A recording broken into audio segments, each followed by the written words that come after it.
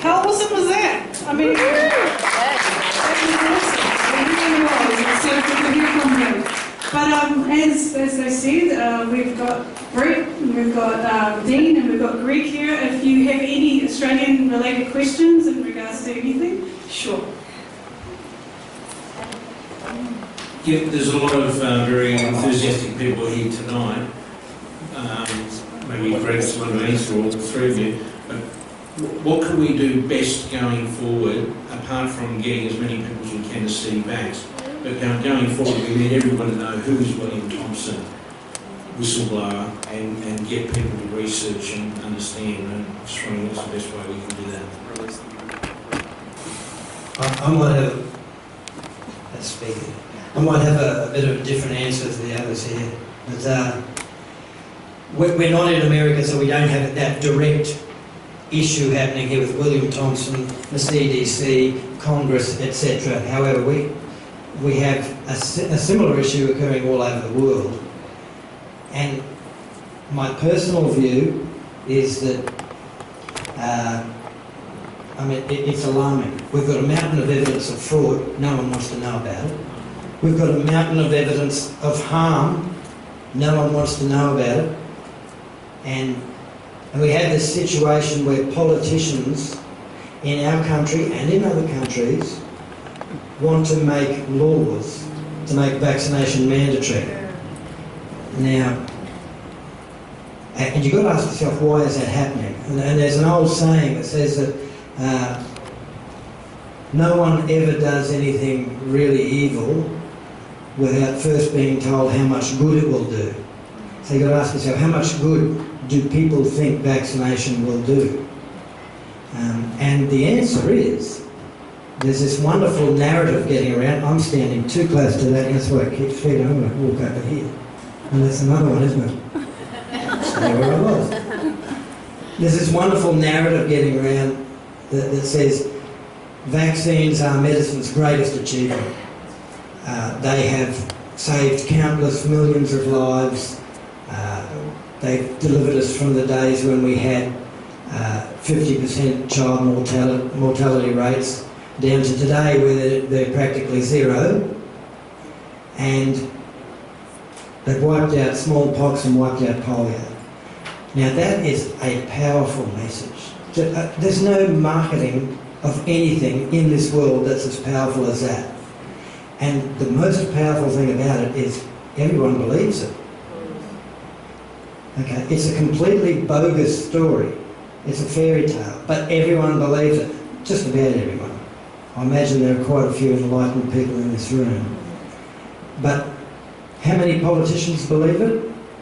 Well, we got 225 elected politicians in federal parliament.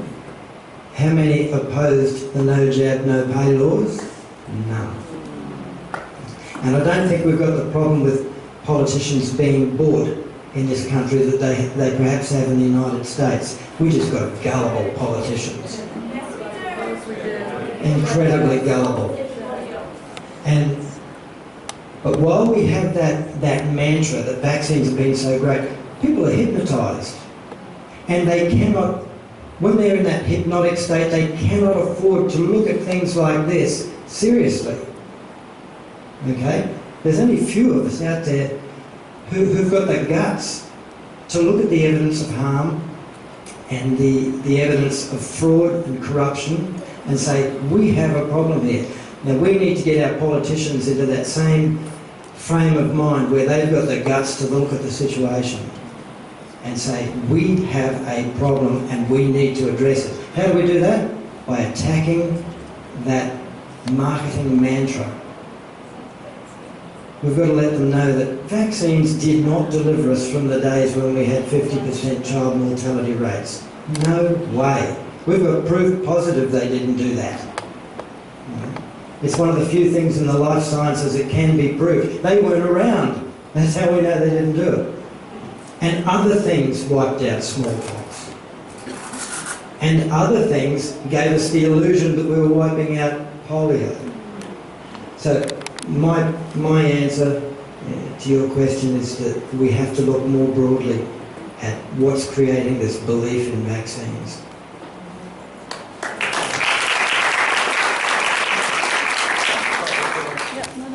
Most of you will have heard this quote: the only thing required for evil to triumph is for good men to do nothing. So to answer your question, I think it's got to be a multifaceted thing. Clearly you have to lobby your local politician. I was already sitting up the back there wondering how many copies of vaxxed I might be able to get my hands on and send to various politicians. Yeah, in fact, I hear what you say, but I think you've got to try. I know a couple of paediatricians, one in particular I know pretty well. He might be about to get a copy. I bet he won't watch it, but we'll see. But I think that's part of it. The other part of it, I suppose, my angle, being a personal injury lawyer or a specialist in that area, I've been in the game 28 years, this is what I've got to say.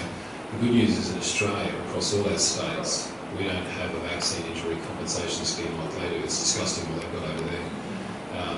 In October, I met with a couple of guys who specialise in it. One of the lawyers has a son who's 17 who's in a nappy. He was telling me what it's like to go home to a 17-year-old son who's in a nappy, post a flu vaccination, post September 11 over there. On 9/11 they pushed very hard, and this fellow Robert went with it, and that was however many years, was about 10, whatever many years ago. The boy was young. He's now 17 and in nappy. So he represents people. He's on the east coast of New York. That's where I met him. He represents people right across to California and everywhere in between. Most of his clients are just via the phone. But they've got a system which channels you into you can't sue the manufacturers directly, and it's a very narrow gate. You have to, from my discussions with him and Bobby Kennedy, you don't know that name in this around, it's a very narrow gate that they force you through. There's still been 3.5 billion. I mean, that says 3 billion, but it's now to 3.5. I looked at it last week, and counting. And that's before Gardasil hits things in America, which it will. In Australia, happy days in the sense that at least we don't have that system. We do have some gates that we can get through. There aren't too many successful cases. I was having a bit of a fresh look in the last week that there are a few. Informed or lack of informed consent is one gate. Of course, the whole product and the unsafety of the product's the other gate. In this country, if a doctor can show, I always say to my clients, think of a high jump bar. So let's push vaccination aside for a minute. Say you've received some medical treatment by a doctor. I always just break it down to clients and say, imagine a high jump bar. That high jump bar represents the level of care from a reasonably competent practitioner. So when you break it all down, if the care falls below that bar, we win as the plaintiff. If the care meets that bar or is above it, we lose. The challenge in my game, the biggest barrier I've got, and that's why I'm working with these guys in America, and the guys like Bobby Kennedy and Robert know all the guys around the world who you need to use as in medical experts. My biggest challenge is finding the right experts who, one, will stand up, because most of you have probably noticed what happens to a medical expert if he or she actually stands up. Anything from officers getting raided to all sorts of things happening, and they get burnt professionally. So there's a bit of reluctance out there. They're out there, but they're hard to find. So, can I get a question? It's multi-layered. The deception that we're dealing with. Sorry. I'm actually in a class action suit at the moment toward a manufacturer of an antidepressant that has killed more Australian people than any other. I've been told by the lawyer in Sydney that we've got buckley's to none of getting through because we may not have a vaccine court system. We have no system. Our rights have been stripped from point one. And if I hadn't been through a prior adverse reaction and then been placed in psych care because they wouldn't listen to the fact that my mum has immunology reports stating deathly allergic to the vaccine that put myself and my brother both in psych care 12 years apart, I wouldn't have been smart enough and switched on enough to when my midwife said to me after the birth of my first child 7 weeks early, it would be easier for you to vaccinate your child on schedule. Don't worry that she's 7 weeks early and in special care. And I said, thank you for being a medical moron. You have rung every bell in my body, and I will now go and read, because I've been told nothing. You've given me glossy pamphlets, and you've given me rhetoric, and I will not let my child's life be destroyed like mine, my brother, my mother, my gut, and my heart says, I've gone into politicians' offices and I've sung to get their effing attention. And they've come out and said, sorry darling, please press the bell. And I've said, I'm no bell pusher. Press your own bell. So I'm standing here to ask you, as a lawyer, I was intelligent enough at school to get into uni and to do something wonderful with my life. Due to these medical circumstances, and I essentially, I don't hold a lot of faith in people with a piece of paper. I hold a lot of faith with people who have a heart and a brain connected. I don't care if you have a piece of paper or not. We need to stand up, we need to shout out, and we need to let people know that if they are going through struggles, we can help them through chelation, through understanding that what Brett's probably about to say with regards to natural means of health. If it weren't for kefir and natural things that helped my mother survive her time in war-torn Europe to build up her gut when she was not able to take her mother's milk, she would have died at 6 months of age and I would not be here. So it is, I think I've been told we are the base chakra of the world. If this happens here, the world is screwed. Excuse my French. We are the ones that need to stand up. We are the ones that need to take our politicians and say, I'm sorry, you are pawns in this game. We need to go through our own Public Freedom Information Act and find out which meetings have been held and which documents have been hidden and which people that hold the power in this country have been bought as well. So I'm sorry, I'm not fancy and I'm not patient and I'm ready to rattle cages.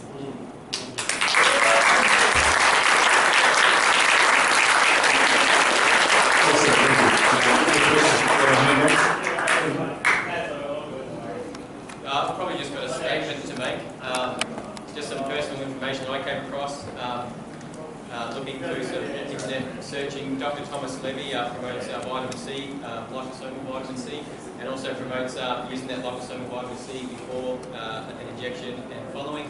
I just made some homemade stuff, gave it to a family friend. They had their child had some kind of reaction at their, I think it was 6 months. The doctor said, beware, you might possibly have a lot larger reaction, whether it was a 12-month or 18, I don't know. They had the homemade stuff which I made, 5 days before, 3 months after, and had no reaction whatsoever. I just put that information out for you, just for if you have friends and family who are not willing not to take the vaccines. If you get that was homemade, you can buy do your research, liposomal vitamin C, get it, use it, and detoxify it, and put it on. So I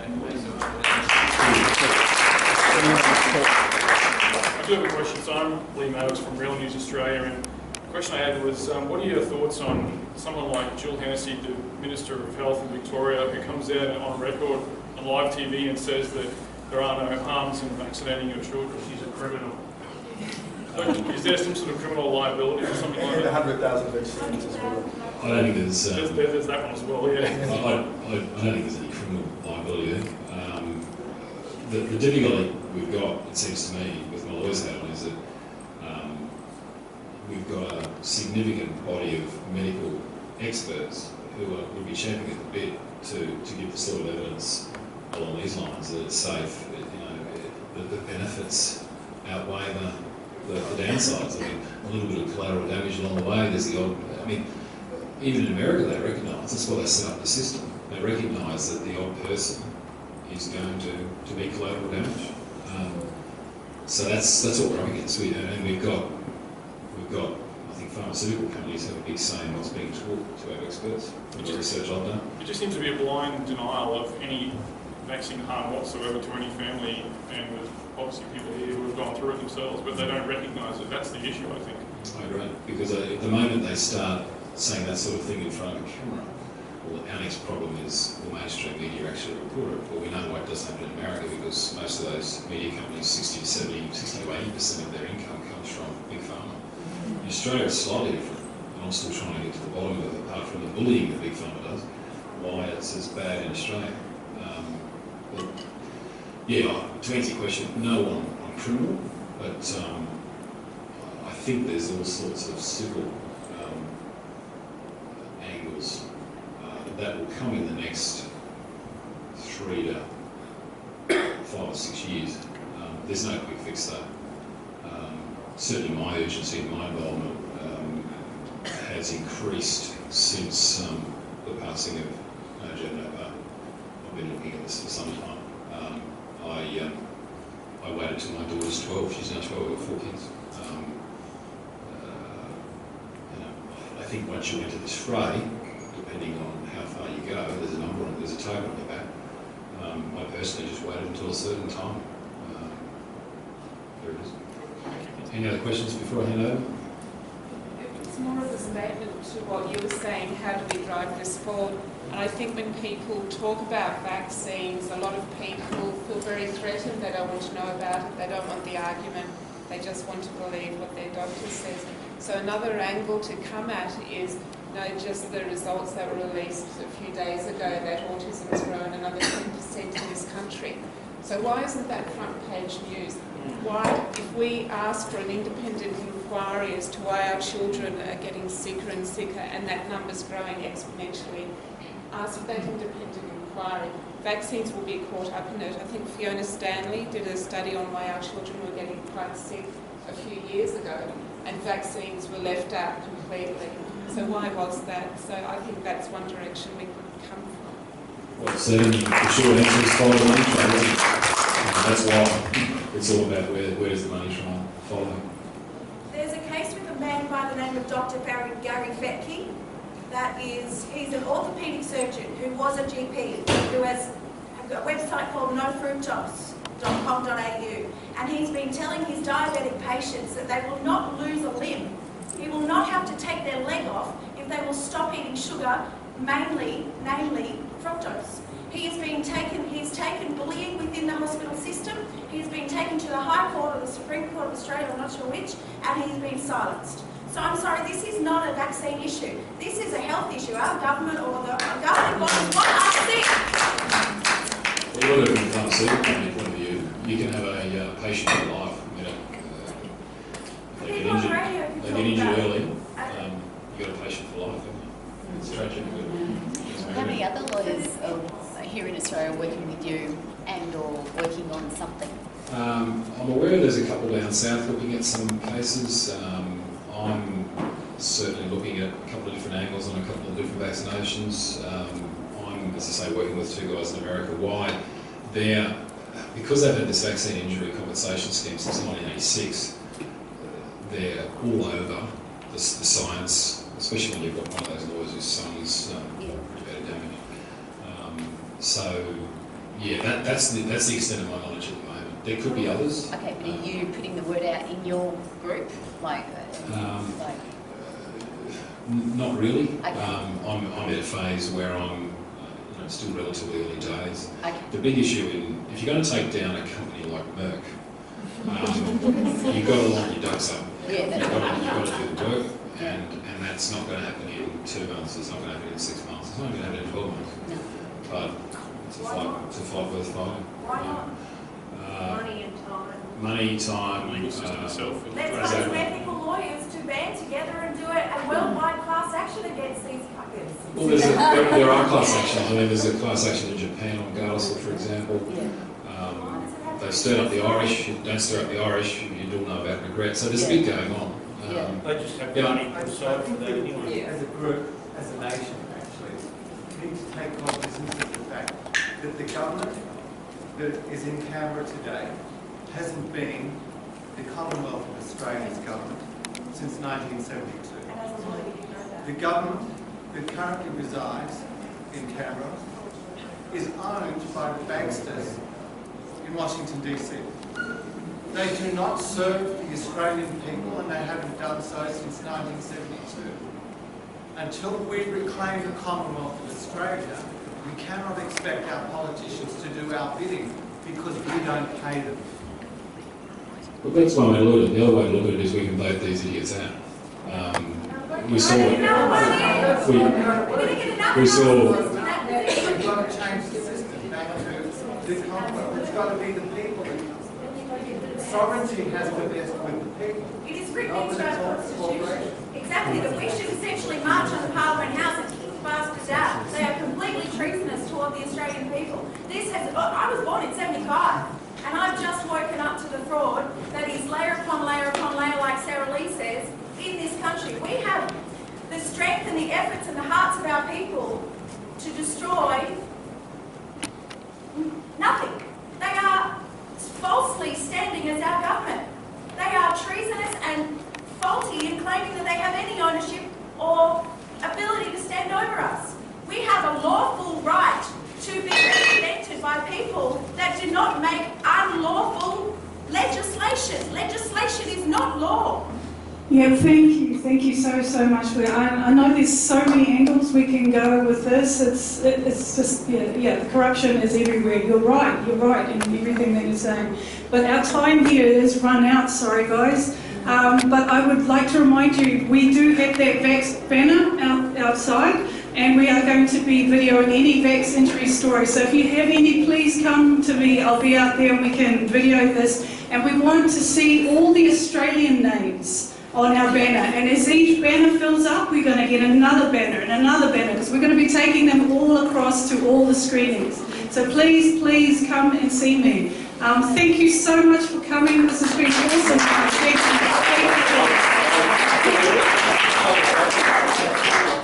This is my daughter here, Susan.